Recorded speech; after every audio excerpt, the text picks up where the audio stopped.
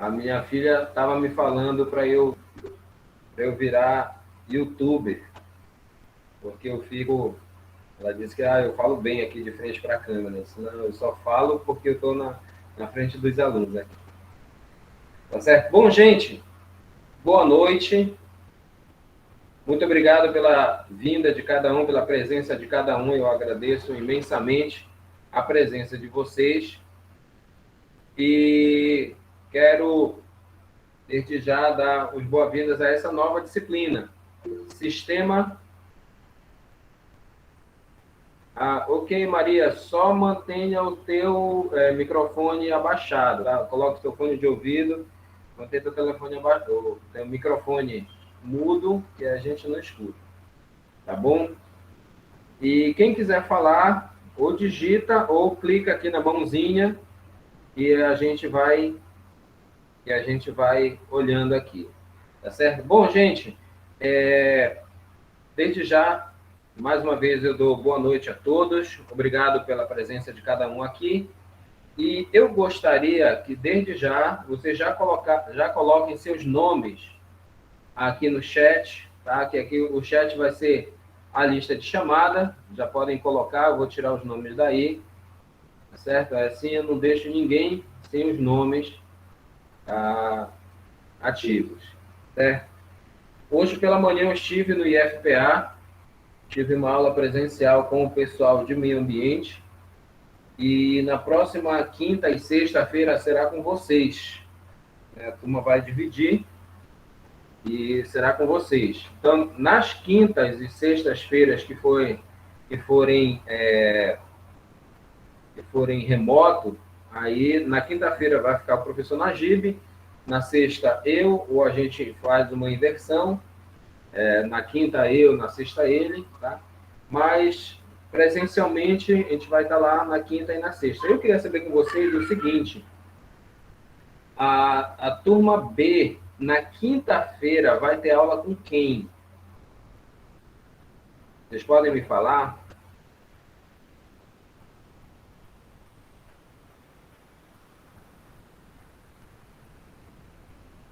Porque, assim, na quinta e sexta-feira, vou ter aula na quinta, metade da turma, e na sexta, metade da turma. Quando eu tiver com uma metade, vai ter um outro professor com uma metade da turma. E isso que eu queria saber com vocês. Quem é esse professor? Então, a gente vai estar em torno de 10 ou 11 alunos, eu com uma parte e o outro professor com outra parte. Se vocês souberem de qual é a disciplina, eu não sei se é o professor Najib. Vocês sabem disso? Vocês têm essa informação?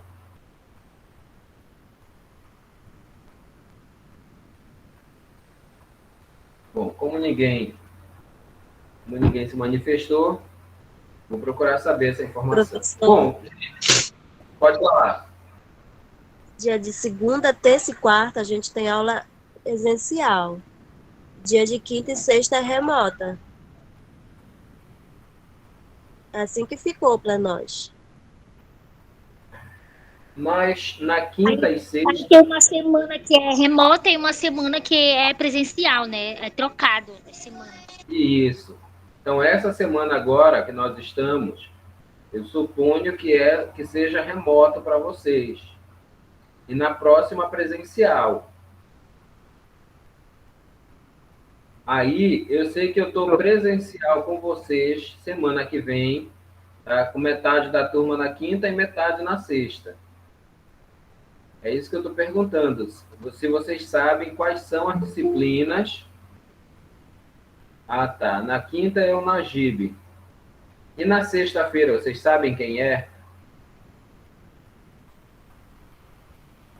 Pois é. Então, Josi, assim nós acertamos para a semana para a semana remota dessa forma. Na presencial é a mesma coisa? Somos eu e ele, quinta e sexta somos eu e ele? Porque senão, o que vai acontecer? Eu vou ficar com 10 alunos na turma e o outro professor com 10, com 11, né? 10 ou 11, na sexta inverte. Eu fico com 11 e o outro fica com 10. Já que vocês são 21 ou 22, uma coisa assim.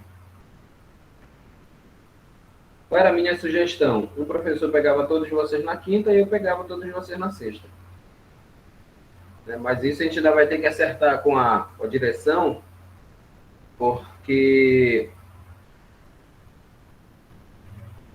temos que ver o calendário que o professor Jário montou, tá certo.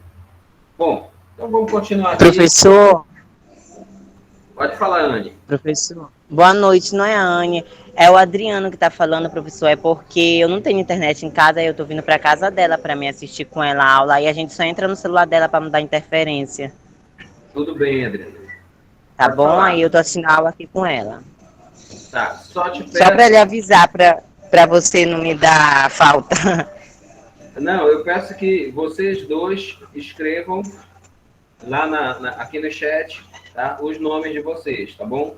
Certo, professor. Aí eu vou pegar os nomes por quem colocou o nome lá no chat. Tá bom, Ok. professor. Começar? Então, sistema de abastecimento de água. O que é o sistema de abastecimento de água?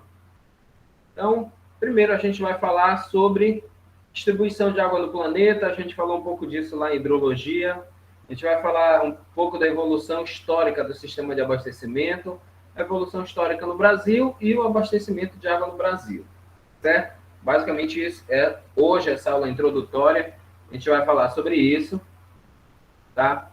Então, a pergunta é: o que é um sistema de abastecimento de água? Ora, o sistema de abastecimento de água, ele é um conjunto de equipamentos que vai captar a água de um local, tratar e distribuir essa água. Este local de captação, ele pode ser um rio, um lago ou um poço, tá certo?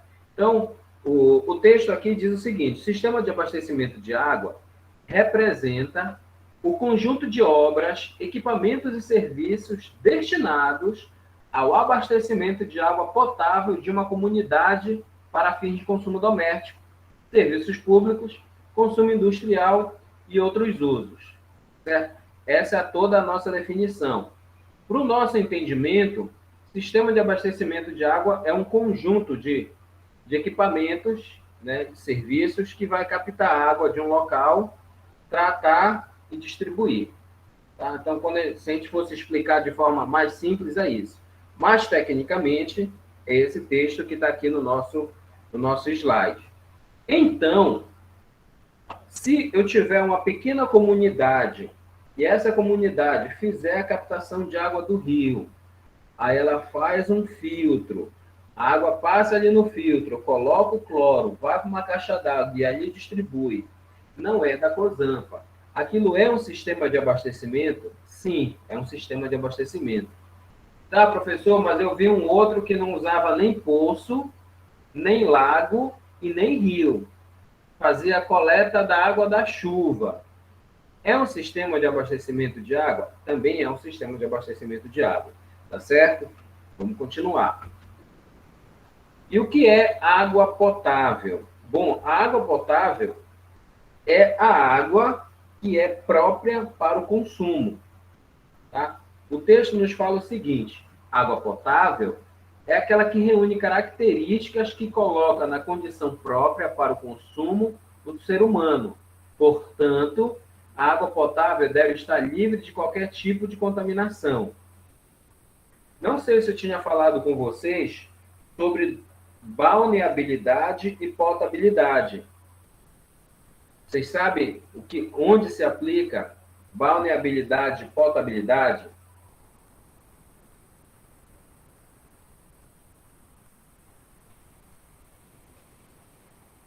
Se alguém quiser responder, pode ficar à vontade.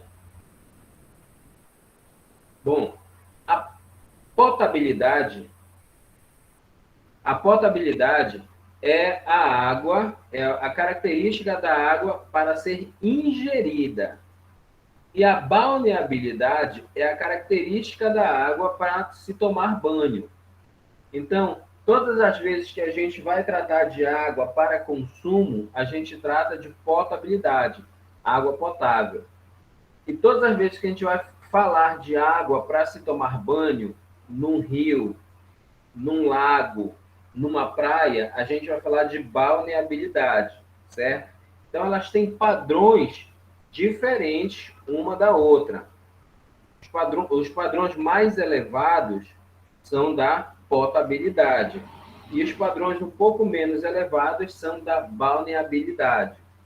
É por isso que mês de julho, época de carnaval, férias de final de ano, férias de meio de ano, a gente vê na TV, vê pela internet, algumas fotos e tudo, algumas prefeituras recomendando algumas praias como impróprias para o banho.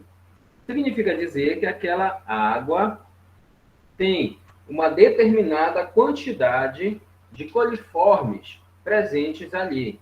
Então, por causa daquela quantidade elevada, notem que eu falei quantidade elevada, as pessoas não podem tomar banho. Mas se a quantidade de coliformes for baixa, estiver dentro de um padrão, do padrão de balneabilidade, as pessoas podem tomar banho naquela água, certo?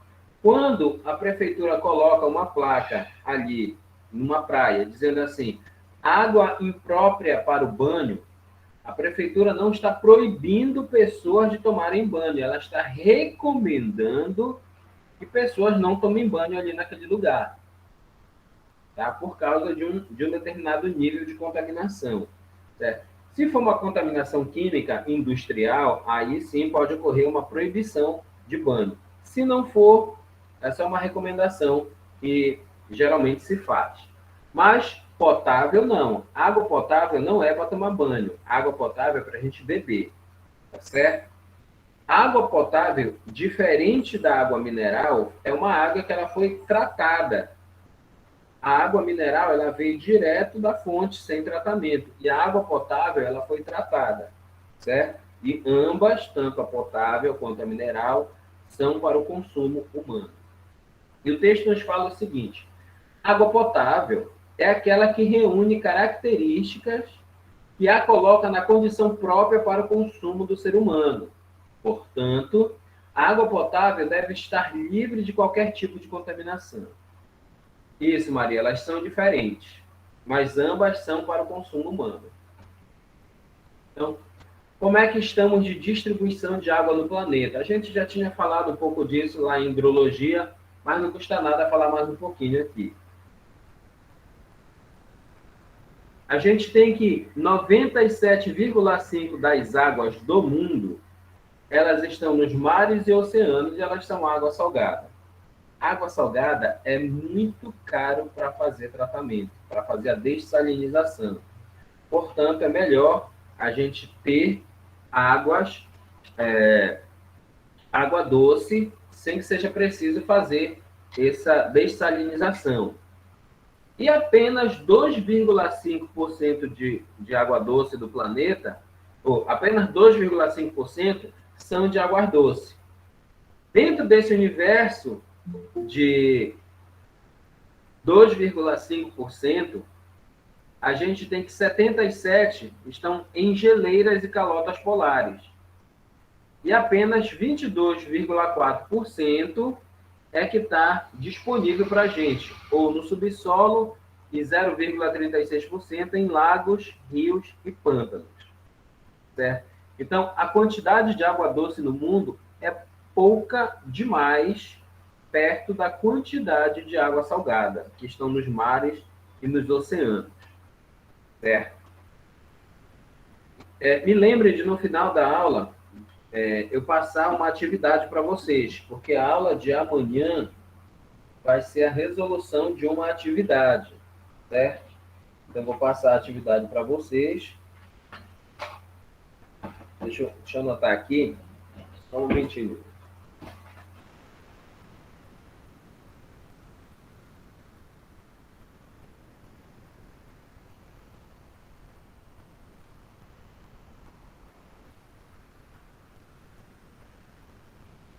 Bom, assim, deixa eu colocar aqui na minha frente, assim, quando chegar no final da aula, eu não esqueço. Continuando.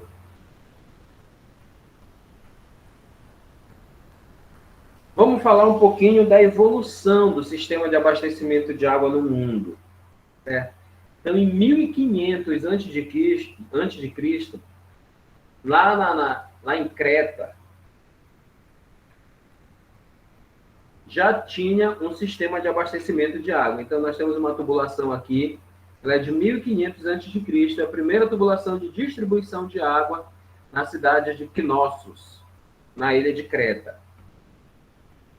Entre 4 e 14 depois de Cristo, nós também já tínhamos distribuição de água em Éfeso, na Turquia, e aí tem essa imagem aí dessa tubulação, veio lá da cidade de Éfeso, tá? Na Turquia. Os que são cristãos conhecem esse nome, né? Éfeso. Aqui nós temos os aquedutos romanos, que são datados de 312 a.C. até 226 depois de Cristo. Então, eles têm 502 quilômetros. A soma total deles tem 502 quilômetros. E o maior deles tem 90 quilômetros de extensão. Interessante que esses aquedutos, eles nem sempre eram um tubo. A grande maioria deles eram como se fosse uma calha, uma telha. Então, ele se estendia por quilômetros e quilômetros, levando água de um determinado local até Roma.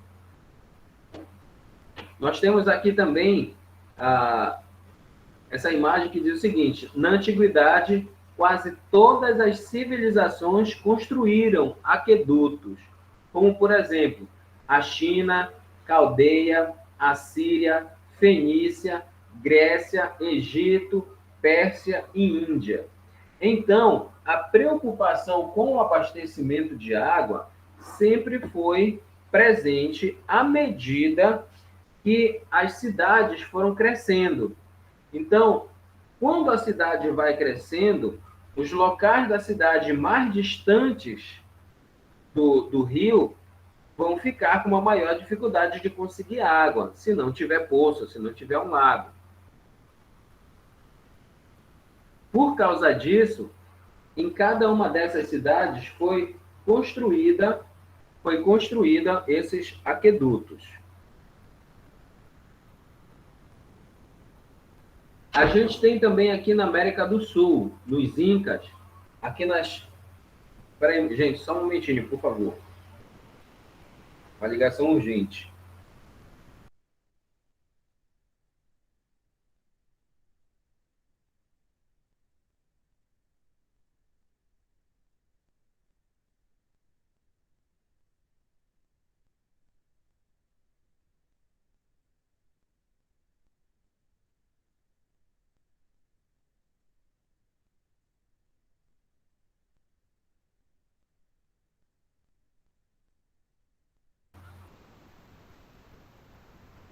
Minha mãe ligando, me informando que amanhã ela não vai tomar a terceira dose da vacina porque ela está gripada.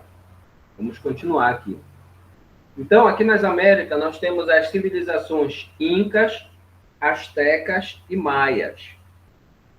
Então, eles também já tinham uma espécie de aquedutos. Tá? Então, são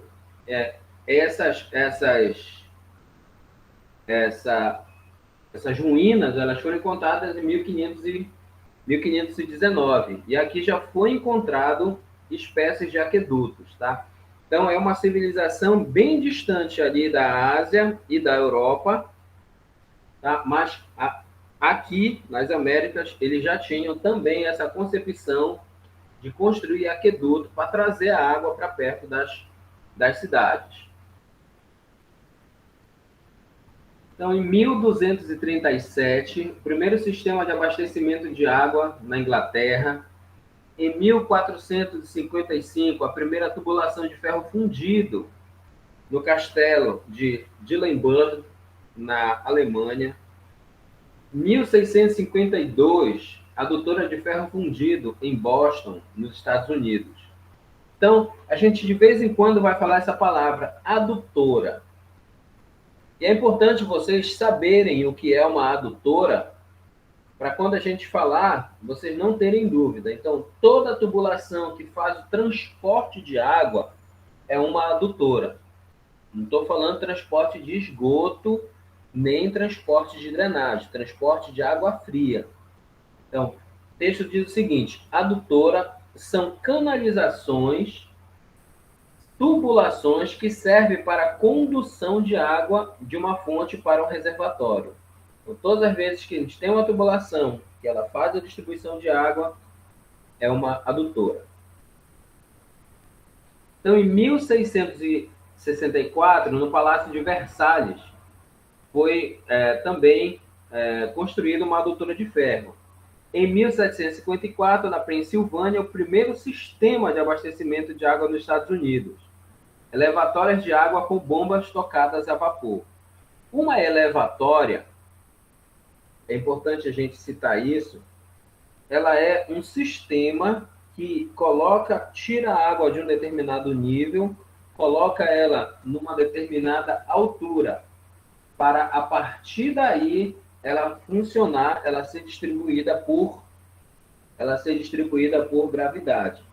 Exemplo, eu tenho uma cidade, a minha cidade é plana, mas eu preciso fazer a distribuição dessa água. Então, o que é que eu faço? Eu construo uma caixa d'água, faço um bombeamento do meu poço, ou do meu rio, ou da minha cisterna, para essa caixa d'água, ou seja, eu faço uma elevatória, eu subo essa água, e por gravidade, então, essa água vai ser distribuída para toda a cidade. Eu não preciso fazer o bombeamento da água para a rede de distribuição. Eu só preciso bombear a água do meu tanque para a minha caixa d'água. Essa é a ideia da elevatória. No Brasil, falando no Rio de Janeiro, 1561, primeiro sistema de abastecimento de água no Brasil. Em 1723, o primeiro aqueduto. 1750, o aqueduto Carioca, com 13 quilômetros, lá na Lapa, isso daí. Quando vocês forem no Rio de Janeiro, passem nos Arcos da Lapa, não esqueçam. Quando vocês passarem lá, vocês vão dizer assim: isso daqui foi construído em 1750, é um aqueduto. E ele media 13 quilômetros quando ele foi construído. Vocês vão gostar. Eu faço votos que vocês possam ir lá. Em 1810, 20 chafarizes públicos foram inaugurados no Rio de Janeiro. 1860, distribuição de 8 milhões de litros por dia. 1876, primeiro sistema de abastecimento de água encanada. Isso tudo no Rio de Janeiro. Em São Paulo, foi assim. 1744, primeiro chafariz. 1746, adutoras para abastecer os conventos de Santa Teresa e o Convento da Luz. 1842, o primeiro projeto de adução e distribuição de água. E nas cidades, o que nós temos? Implantação de sistemas de abastecimento em outras cidades. 1861 em Porto Alegre, 1870 em Santos, 1880 em Campos, no Rio de Janeiro, 1891 em Campinas, 1892 em Bofete, em São Paulo, 1897 em Belo Horizonte, Minas Gerais. Então, como é que essa captação e essa distribuição de água ela está distribuída hoje no Brasil? Ela é função da população. Então, hoje, o que nós temos? Essa área litorânea do Brasil, como elas têm umas manchas escuras aqui, elas nos mostram o seguinte: são as áreas mais densamente povoadas. Ou seja, a gente, quando vai fazer um povoamento de uma região, sempre as cidades são localizadas próximas às fontes de água. Então, onde tem rio, vai ter cidade. Não vai ter cidade no meio do deserto, no meio do nada. Se não tiver como ter captação de água, não vai ter cidade. Então, a gente percebe o seguinte: próximo do litoral, essa mancha escura mostra que existe uma grande densidade demográfica, tá? Então, essa grande densidade demográfica, ela é diferente das outras áreas, em que está em amarelo e branco, nos mostrando o seguinte, que nessas áreas em branco, provavelmente não tem rios próximos. Se não tem rios próximos, a taxa de ocupação ela é de menos de uma pessoa por quilômetro quadrado. Né? E nas áreas mais escuras, ela varia de 500 até 12.000 pessoas por quilômetro quadrado. Então, nós temos no Brasil a responsabilidade e o trabalho de levar água para todas essas áreas mais densamente povoadas. Certo? Então, chegamos aqui na projeção da população brasileira. Aqui nós temos uma projeção do IBGE. Essa projeção, ela varia de 1980 até 2050. Então, temos dados de 1980, 1990, 2000, 2010, 2020. A partir de 2020, o que nós temos são projeções, tá? Estimativas do crescimento da população, do número dessa população. Por que isso é importante para a gente? Porque quando nós vamos fazer a concepção de um sistema de abastecimento de água, a gente precisa saber qual é a população que nós temos hoje, no dia que vai ser implantado, e essa taxa de crescimento. Essa taxa de crescimento vai fazer com que o nosso projeto ele seja superdimensionado para a população atual, mas ele seja bem dimensionado para uma população futura. Então, todas as vezes que a gente vai fazer a implantação de um projeto de abastecimento de água, a gente nunca faz para a população atual. A gente sempre faz uma sobra. Essa sobra é para atender a população futura. Essa população futura, ela é calculada nessa curva azul que a gente está vendo bem aí, que é chamada de taxa de crescimento. Então, como é medido, então, isso? A gente vê a população atual, a distribuição dessa população na nossa área, na nossa cidade, e saber se essa cidade ela tem potencial para crescer. Então, uma vez que ela tenha potencial para crescer, qual é a taxa de crescimento? Exemplo, 1980, quantas pessoas tinham nessa cidade? Quantas pessoas tinham em 1990? E aí a gente já tem uma taxa de crescimento. Quantas pessoas tinham em 2000? E a gente continua com essa taxa de crescimento. Em 2010 e em 2020, de 10 em 10 anos. Quando a gente observa esses números da população de 10 em 10 anos, a gente consegue fazer uma estimativa do seguinte: em 2030 vai ter tantas pessoas, em 2040 mais tantas pessoas. Se nada mudar, ou seja, se não houver uma grande mudança que atraia pessoas para essa cidade, os números eles vão ficar muito próximos da realidade. Todavia, se houver algum acontecimento que atraia as pessoas da zona rural para a cidade, essa taxa de crescimento, então, ela muda, ela fica maior e o nosso projeto passa a entrar no seu limite antes do tempo. A gente vai explicando, vocês vão entender o que eu quero dizer. Então, como é que está a situação do abastecimento de água no Brasil? A situação, ela pode ser considerada razoavelmente boa. Apesar dos vários avanços, o Brasil apresenta problemas de infraestrutura, e vocês vão perceber isso. De investimento e logística no acesso da população à água potável. Segundo a ANA, Agência Nacional das Águas, dos 5.565 municípios até 2015, 55% deles poderiam ter déficit, ou seja, faltar água no abastecimento. Por que isso acontece? Justamente pelo que diz aqui, né, no segundo parágrafo. Nós temos problemas, como estamos falando de Brasil, tá, gente? De estados e municípios. Nós temos problemas de infraestrutura, de investimento e logística. Certo? Então, segundo a ONU, 77 milhões de pessoas no Brasil não têm água de qualidade. Esse é um dado da ONU.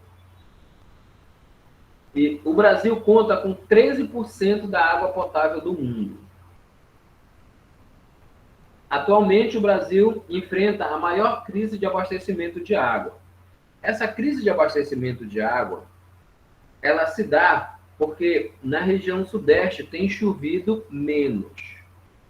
Como tem chovido menos, a falta de água lá é comum. Para nós aqui na região norte, a gente não tem falta de água. Mas na região sudeste, isso acontece, tem acontecido. Mas, apesar disso, o Brasil não consegue se livrar da cultura do desperdício da água. Então, é comum, mesmo tendo essa falta de água, tanto na região norte, região nordeste, região centro-oeste, sudeste e sul, a gente vê o desperdício de água acontecendo. Tá? Então, para que houvessem uma menor falta de água nos períodos de escassez, todos deveriam ter a consciência de não utilizar água de forma indevida nos períodos de abundância. Com isso, quando chegasse o período de escassez, essa cultura já estaria implantada na mente de cada um. Então, essa falta de água seria um pouco amenizada. Então, o que a gente tem aqui? Distribuição regional e os déficits em saneamento no Brasil. Vamos falar primeiro dessas duas primeiras colunas aqui, que é o déficit do abastecimento de água entre o ano 2000 e o ano 2008. Na região norte, 55% dos municípios não tinha água tratada.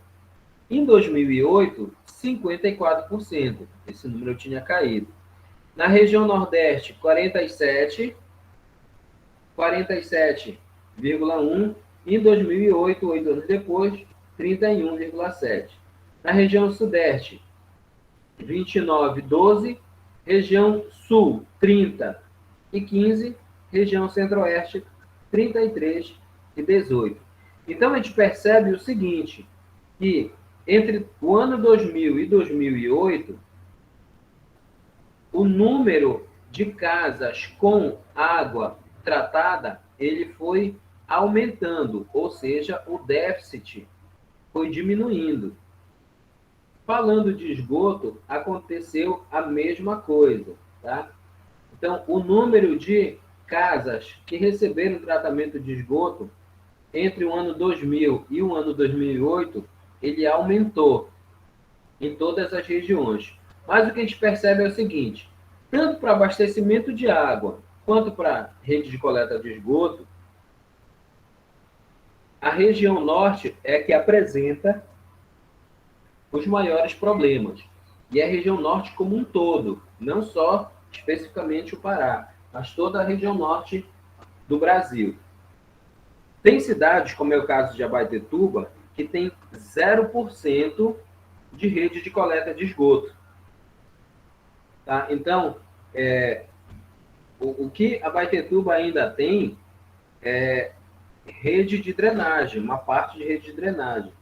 Aí alguém pode pensar, mas isso é um problema só de Abaetetuba? Não, é um problema geral. Todos os municípios têm. Como é o caso do município que eu moro. Eu moro no município de Ananindeua, colado aqui com Belém.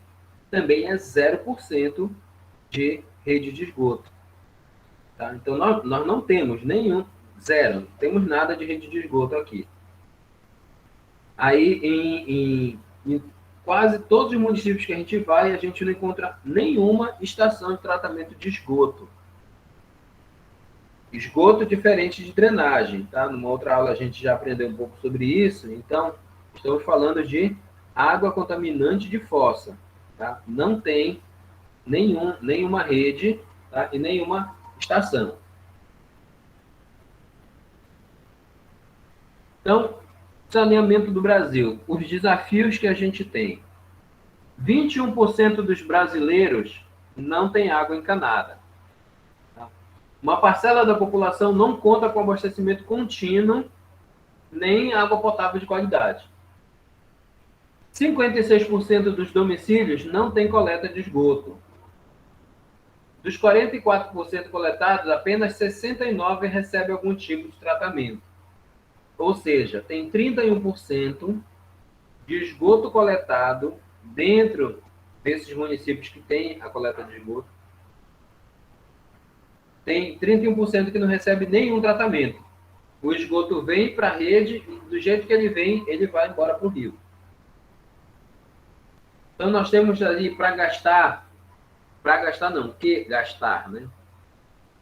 Aproximadamente 420 bilhões, tá? Para que a gente conseguisse colocar rede de saneamento em todos os municípios do Brasil. Isso é um dado da PlanSab em 2011. Tá? Então, estamos falando de saneamento para todos os municípios, estamos falando de água, esgoto, drenagem e lixo. Voltando a falar da água, como é a concepção do sistema de abastecimento de água? Eu vou dar uma parada aqui de 2 minutos só para tomar um pouco de água e já volto aqui com vocês. Na verdade, eu vou parar 5 minutos. Às 20h15 a gente retorna aqui, tá? Já vou falar disso daqui. Não saia daí. Se saírem, deixa o telefone ligado, vão beber água, toma um pouquinho de café e volta.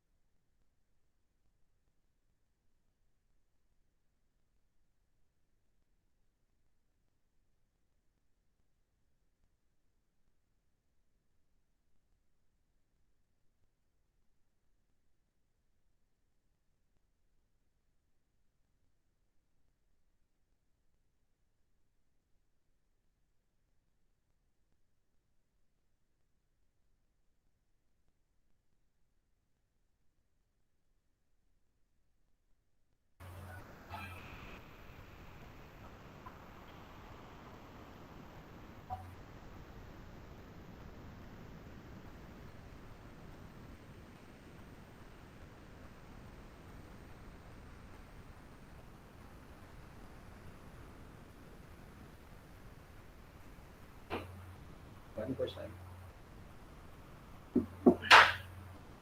Voltamos.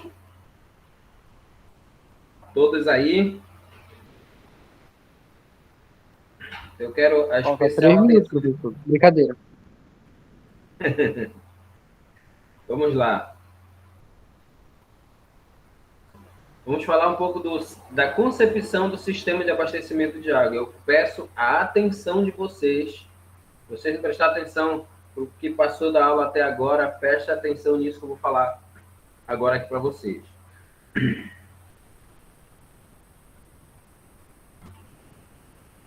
Sistema de abastecimento de água para o consumo humano é a instalação composta por um conjunto de obras civis, materiais e equipamentos destinados à produção e distribuição canalizada de água potável. Tá? Então, a gente já tinha falado um pouco disso. Mas aqui tem uma nova informação. Quando a densidade demográfica em uma comunidade aumenta, a solução mais econômica e definitiva é a implantação de um sistema público de abastecimento de água. Começamos a falar aqui de densidade demográfica. Então, quais são os componentes, então, de um sistema de abastecimento de água? Aqui nós temos um sistema de abastecimento de água cuja captação é no rio. Aqui onde o mouse está passando é onde é feita essa captação. Então, essa captação desse sistema é no rio. Então, basicamente, nós temos o seguinte. Nós temos um manancial, onde é feita a captação. Ela vai para uma estação elevatória de água bruta. Água bruta é a água que vem direto do rio. Veio direto do rio, ainda não recebeu tratamento, é chamado de água bruta. Tá? Geralmente, quando fica perto do rio, essa estação elevatória ela é baixa. Por quê? Porque o rio é baixo, perto da outra parte da rede. Então, captação, aí uma estação elevatória, toda vez que tiver esse nome, estação elevatória, já traduza por estação de bombeamento. Porque vai ter bomba para, então, empurrar essa água, que vai fazer a elevação dessa água. Então, vem a primeira adutora, que é desde a captação até a estação, depois a segunda adutora, que vai da estação elevatória até a estação de tratamento. Então, é bombeado a água até a estação de tratamento. Lá na estação de tratamento é feito todo o tratamento da água, vai para uma outra adutora e vai para o reservatório. Do reservatório, aí, da estação de tratamento até o reservatório, tem bombeamento. Quando a água chega no reservatório, aí bem aqui no reservatório encerra-se o bombeamento. Já não tem mais bombeamento de água.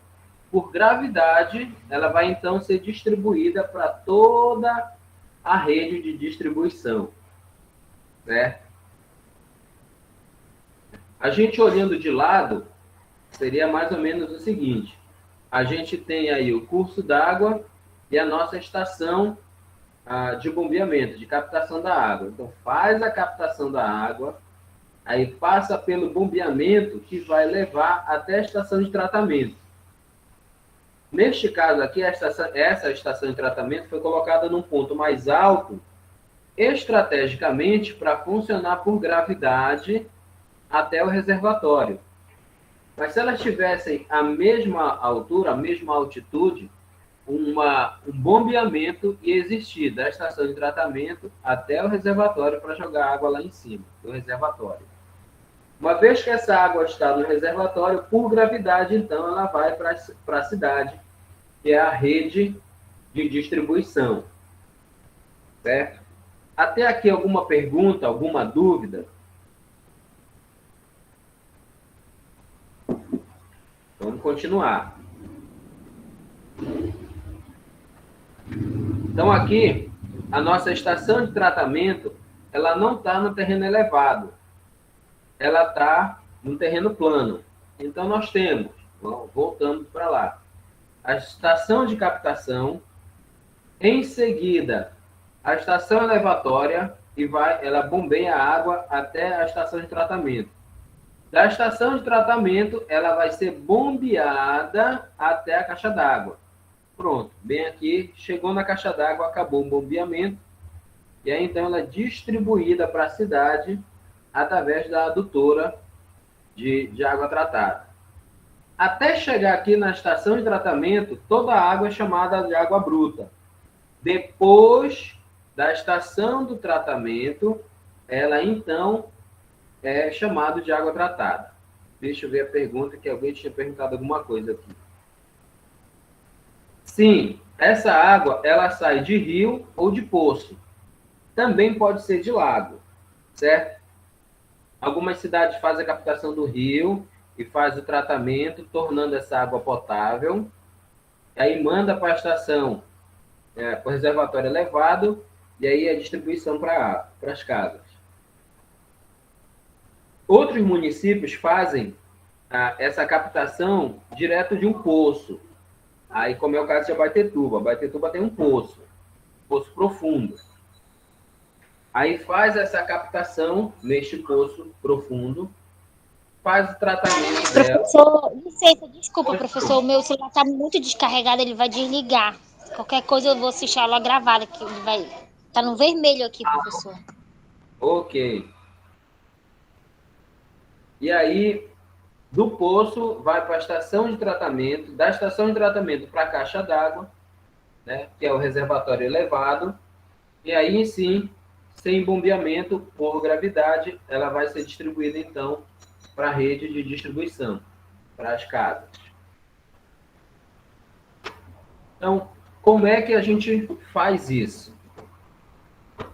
Na concepção do sistema, a gente tem que saber o seguinte: qual é a população atual? Qual é essa população atual? Tá? Então, a gente descobre, vou colocar em números fictícios aqui para vocês entenderem.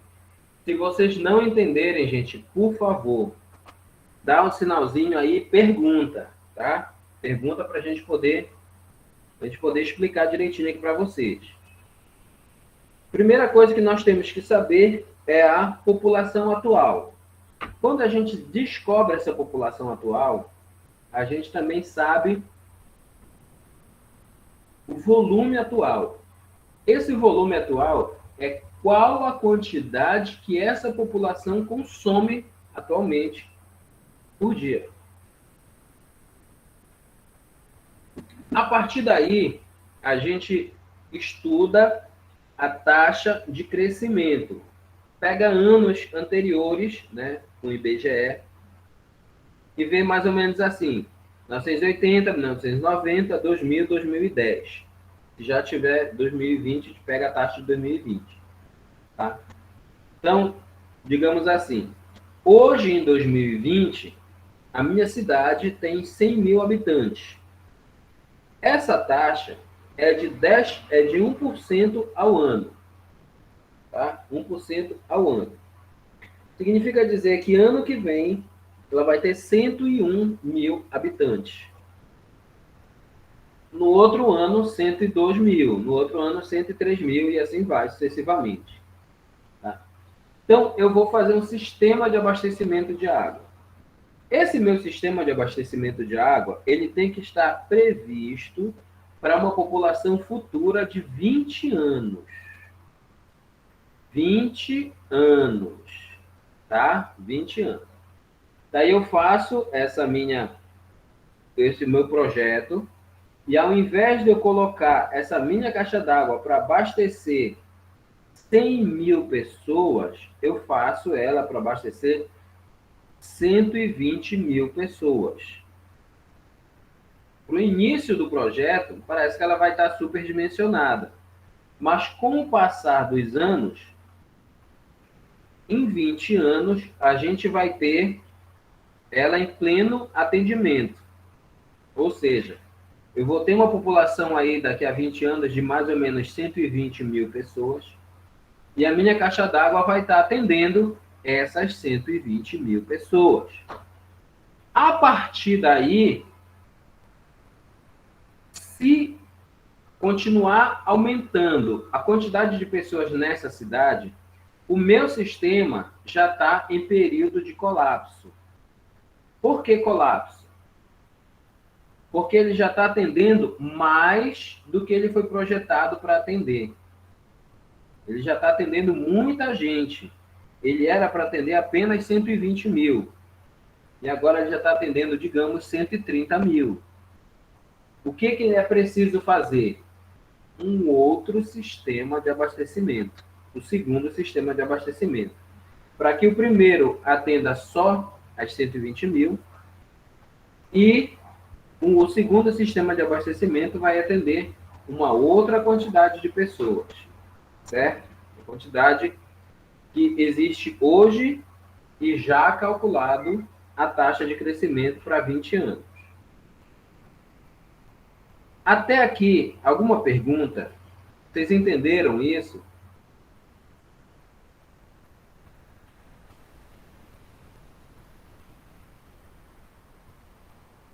Ok, vamos lá.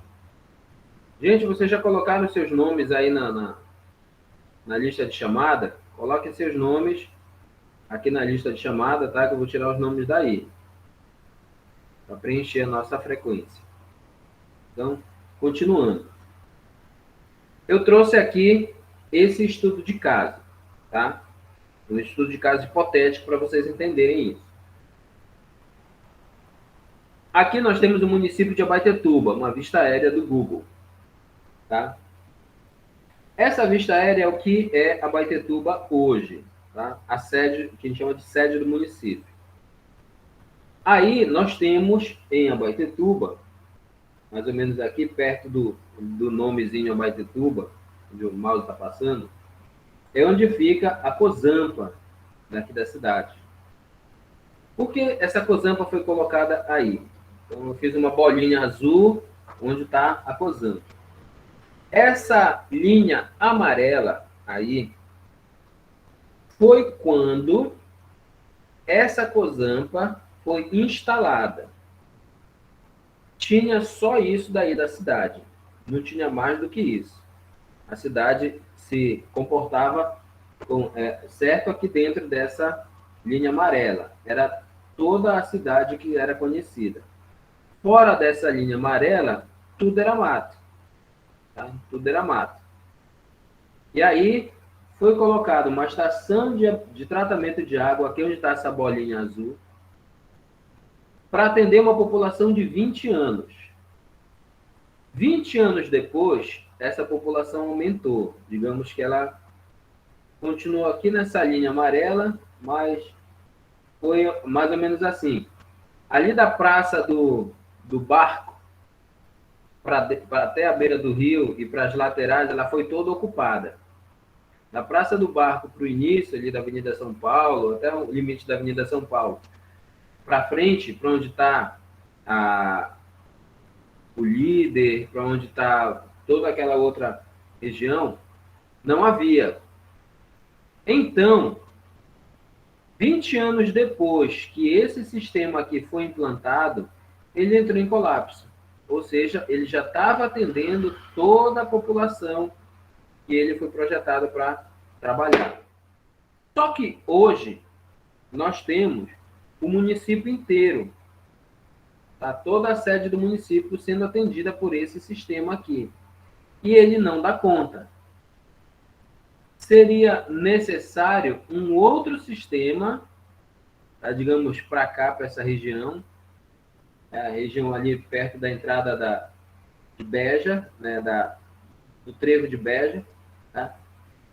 Para que pudesse atender toda a região, todos aqueles bairros que ficam ali na entrada da cidade. Certo?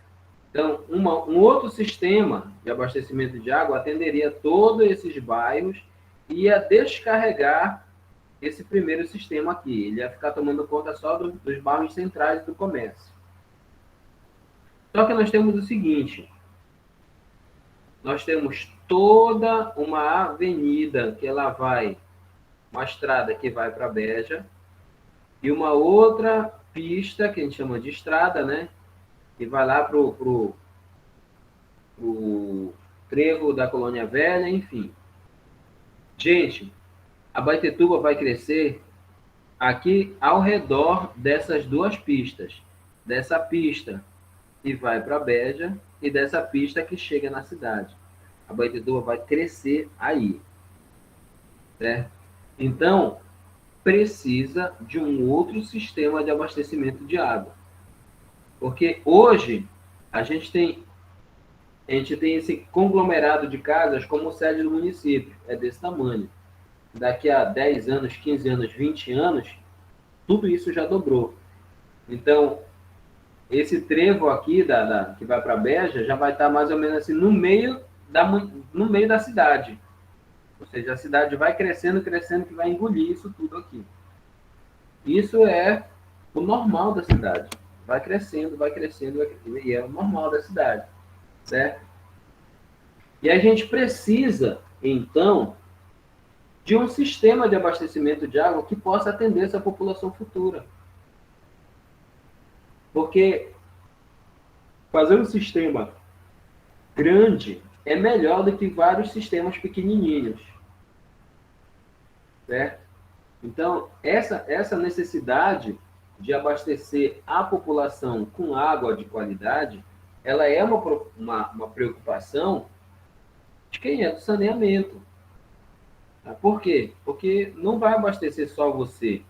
Abastecer você, conhecidos, parentes, enfim. Pessoas que ainda não nasceram, porque vai ser daqui para 20 anos, tá certo? Então, essa é a ideia de concepção, tá? De que a gente pode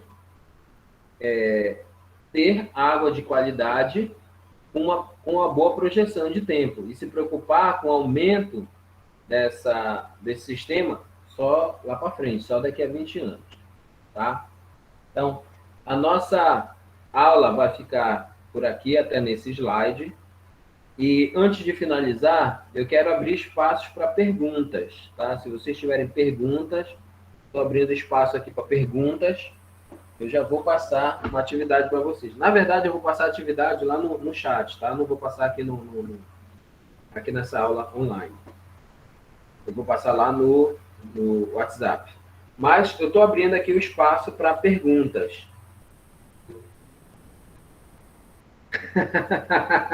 A Gleice perguntando se temos que comprar televisão para essas pessoas. Olha, Gleice, do jeito que a televisão está, eu acho que não. Tá? Porque pode ser que a população aumente ainda mais. Mais alguma pergunta aí? Deixa eu só finalizar a gravação aqui.